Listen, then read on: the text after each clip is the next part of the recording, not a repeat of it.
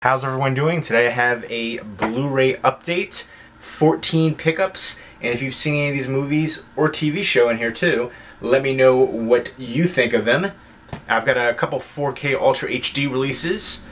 There's a bunch in here that I haven't seen, so once I do view them all, I will do a proper update where I do my reviews and recommendations Blu-ray update, talking about them more in depth. First up is Ghost in the Shell, which I picked up two versions of Ghost in the Shell. I'll go ahead and show you this one. This is the 4K Ultra HD with a really beautiful like foily slip cover. Let me know which one you prefer. The Steelbook, which is the Best Buy exclusive 4K Ultra HD release right there, or the slip cover with the foil kind of design. I'm kind of torn on which one I like better. I actually ended up really enjoying this film. It got a lot of criticism.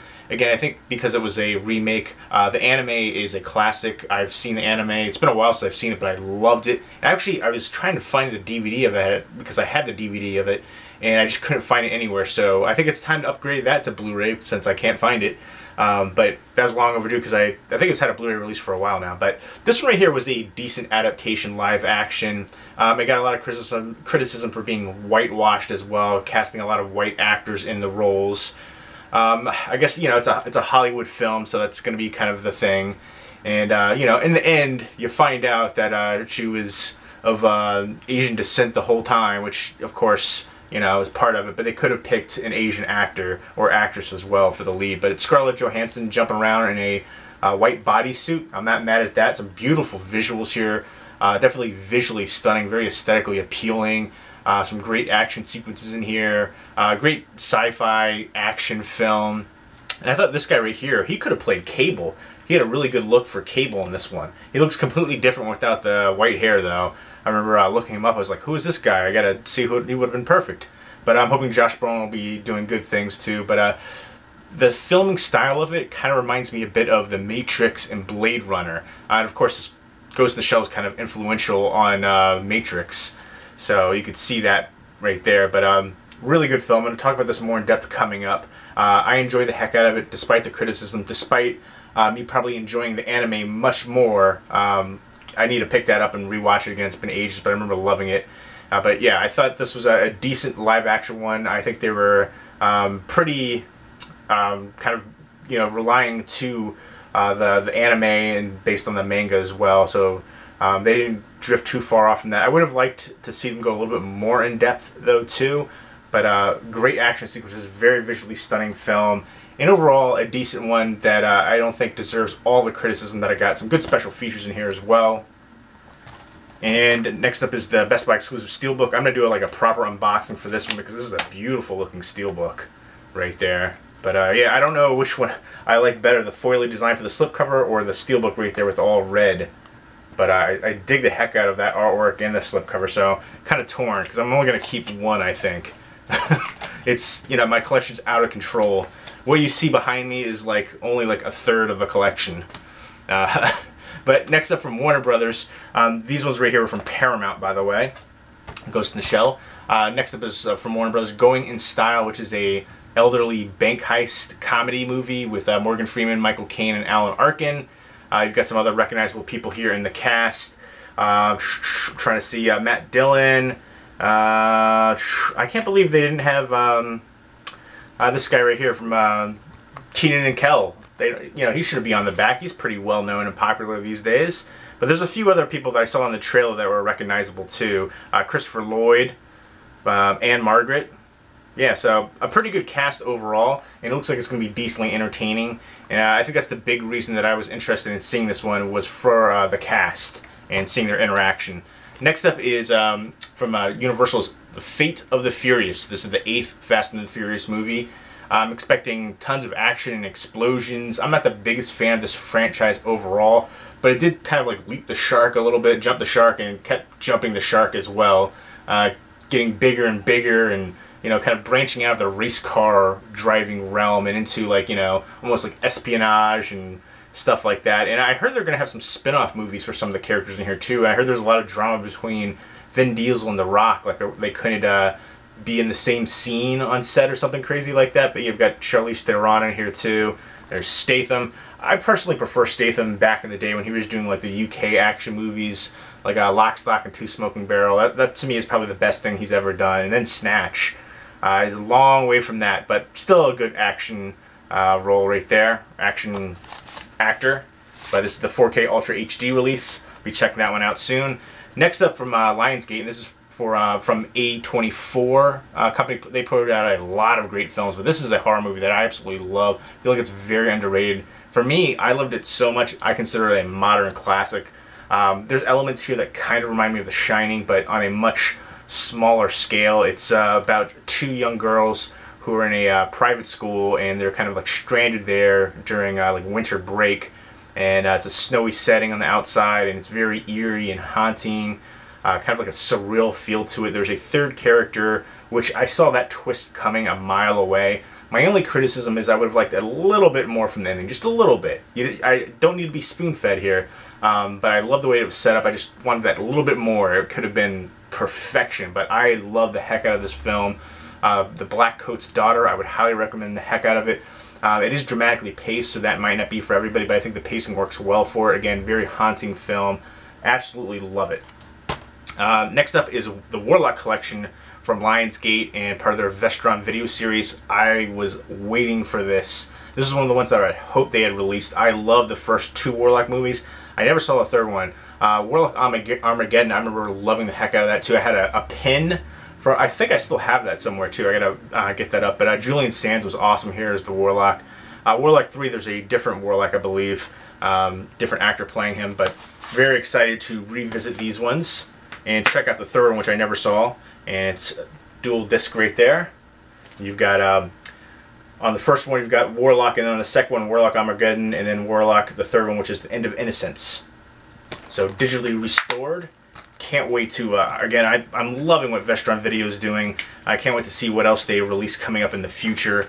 The only one that I didn't like from Vestron Video that they've released is Parents, but all the rest of them I've loved. Next up from Arrow Video is Pulse. This is from Kiyoshi Kurosawa, kind of, you know, social commentary on technology and social media and stuff like that. And I actually liked the American remake too. I know a lot of people didn't care for that one. I got a lot of criticism, but I enjoyed it, and looking forward to revisiting this one right here.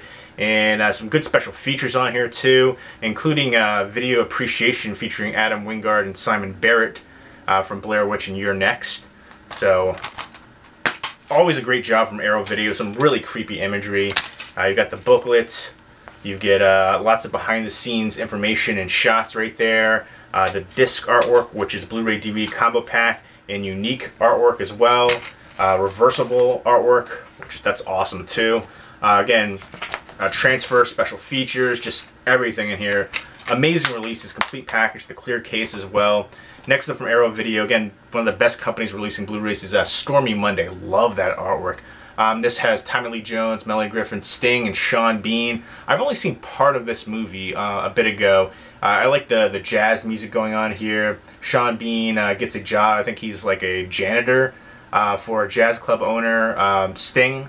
And there's an American mobster, Tommy Lee Jones, who's trying to like buy up that whole land property and get Sting to sell his club, his jazz club, but he won't do it.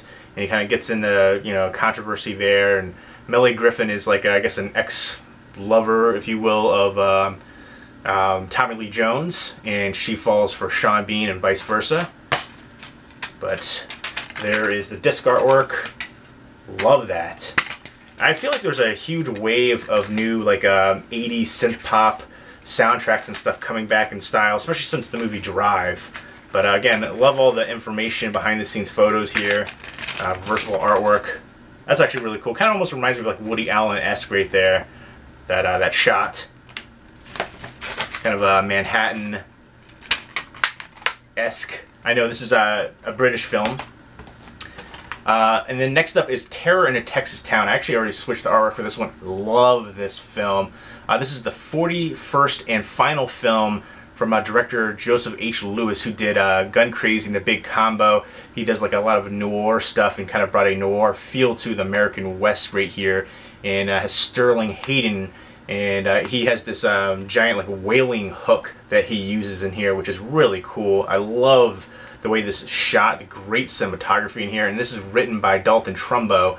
Of course, he was blacklisted, and there's a lot of interesting facts here, like the lead actor Sterling Hayden. He actually testified against people and named names during that whole era. And then the guy who played the villain here, Johnny Crail, played by Nedrick Young, who was also blacklisted for a time, but then later he wrote the Oscar-winning screenplay for The Defiant Ones. Actually in the same year, I guess this was, in fact, that this came out. So yeah, that is actually really interesting how that all came together, but this is a really interesting Western film. I wasn't a big Western fan until like a couple of years ago. There's been so many great Westerns, but this one right here, Texas in a Terror in a Texas Town, I would highly recommend. There's essentially a greedy hotel owner wants to take over this small prairie town, and he's trying to get everybody out of there, and he'll, if they don't sign away, they'll have them killed essentially by Johnny Crail and his crew. And I wish they would have played up that aspect. Johnny Crail was missing a hand, and he has like a steel hand. They never really show it. That's why he has the black gloves. I wish they would have showed it. They could have used that. That could have really been something cool. But besides that, I would definitely recommend this one if you're into Westerns. And here's the newly commissioned artwork. It's fitting as well, but I did think that one is just a little bit cooler to me. But again, some cool special features on here. They talk about all the blacklisting stuff. And there is Johnny Crail. And there's Sterling Hayden. So really cool. Dig the heck out of this one. Nice release again from Arrow Video. I'll talk about that more in depth. Next up is the Hippopotamus. And this is from Lightyear Pictures. Kind of a comedic movie with a good cast here. You've got Matthew Modine, Fiona Shaw, and Roger Allam. I'm looking forward to checking this one out. It looks like it's going to be a British film. And very interesting. I don't know too much about that one. Next up is The Final Master from the writer of The Grandmaster. Looks like it's going to be some martial arts and corruption and kicking butt and some awesome fight sequences. This is from Wellgo USA. They do a great job on their releases, especially for their slipcovers. I feel like they're a company that doesn't get enough credit for that, if you're into slipcovers, that is. Next up is Bitcoin Heist, also from Wellgo USA. I don't really know too much about Bitcoin. It's like digital money. It's like money, but not real, but I guess. I don't know, but this is basically, I guess, hackers and stuff are the new bank robbers of cryptocurrency. And there's a wanted hacker called the Ghost who assembles a team of thieves to do the ultimate Bitcoin heist. I'll give it a shot. Next up from Sony is Resident Evil Vendetta. This is the new CG animated film. And actually Resident Evil Damnation, which is also a CG animated film, is probably one of the better Resident Evil movies out there. So I'm looking forward to checking this one out. I'm expecting tons of action, and the CG looked good from the trailers. Looks like it's going to be the same CG from Resident Evil Damnation, which I definitely enjoyed that one. Next up, and this is from Universal, is The Shooter, the TV show, based on the Mark Wahlberg movie, and Mark Wahlberg is an executive producer on here, and it's Bob Lee Swagger right there, by the novel of Stephen Hunter, and Point of Impact. Ryan Phillippe stars as Bob Lee Swagger, and you got Omar Epps, a good supporting cast here. I saw the first episode, and I haven't seen any since, but I liked the first episode a lot. Had some good action, some palpable tension here. I like the cast interaction, and this looks like it's going to have some good bonus features to the making of. So looking forward to checking this one out. Nice clear case, and I like the slipcover to that nice foily design. Very patriotic with the flag in the back. But there you go, those are my pickups, 14 of them. Let me know if you've seen them and what you think of them. Leave me a comment or a video response down below. Hope everyone's doing well. Take care.